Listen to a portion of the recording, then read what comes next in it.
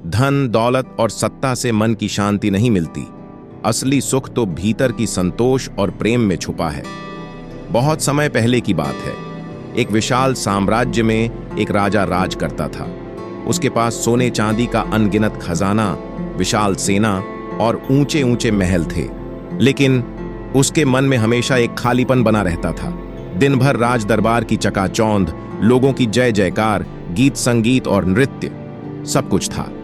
फिर भी जब रात आती और महल की शांति में वह अकेला होता तो उसके मन से एक आवाज उठती, मैं कितना भी पालूं, फिर भी अधूरा क्यों हूं। उस रात राजा करवटें बदल रहा था। नींद आंखों से कोसों दूर थी।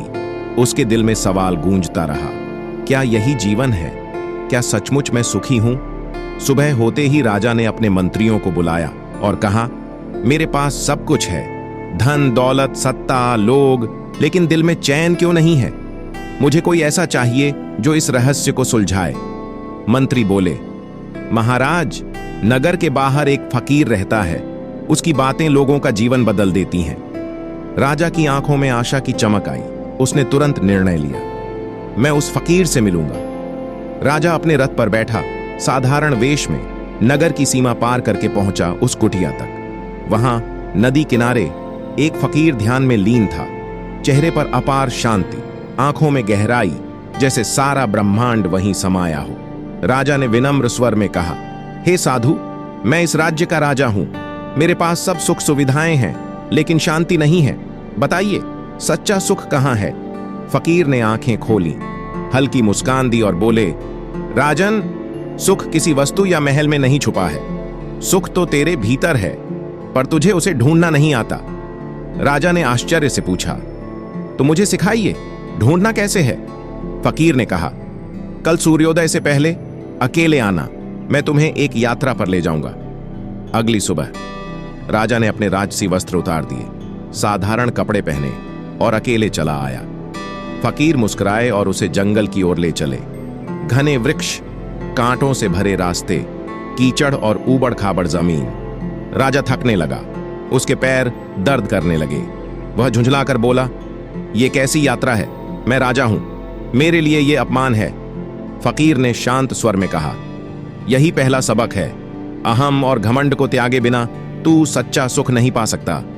तेरी राजसी पहचान ही तेरी बेड़ियां बन चुकी है। राजा का चेहरा गंभीर हो गया। वह चुपचाप सिर झुकाकर आगे बढ़ा। कई घंटों की कठिन यात्रा के बाद वे एक स्वच्छ शांत नदी के किनारे पहुंचे। फकीर ने कहा, राजन, इस जल में देखो, क्या दिखाई देता है? राजा झुककर देखने लगा। पानी में उसे अपना चेहरा दिखा, थका हारा, आंखों के नीचे काले घेरे, माथे पर चिंता की लकीरें।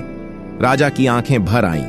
फकीर ने गहरी आवाज में कहा, राजन, तूने राज्य पर विजय पाली, पर अपने मन पर नहीं। जिसने मन पर विजय पाली वही सच्चा राजा है। राजा के भीतर कुछ टूट गया और उसी क्षण उसके मन में परिवर्तन की शुरुआत हुई।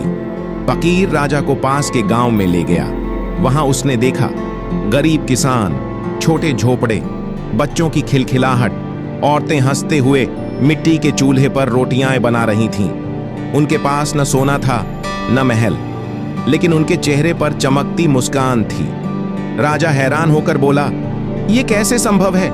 ये लोग निर्धन हैं, फिर भी मुझसे अधिक सुखी क्यों हैं? फकीर ने कहा, क्योंकि इन्हें कम में संतोष है। संतोष ही सबसे बड़ा धन है। राजा ने कई दिन फकीर के साथ बिताए। उसने ध्यान करना सीखा, दया और क्षमा का अभ्यास किया, दूसरों की सेवा में सुख खोजना सीखा। धीरे धीरे उसके भीतर का बोझ उतरने लगा। जब वह महल लौटा तो पहले जैसा राजा नहीं रहा। अब वह केवल राज्य विस्तार में नहीं, बल्कि प्रजा की भलाई और आत्मिक शांति में रुचि लेने लगा।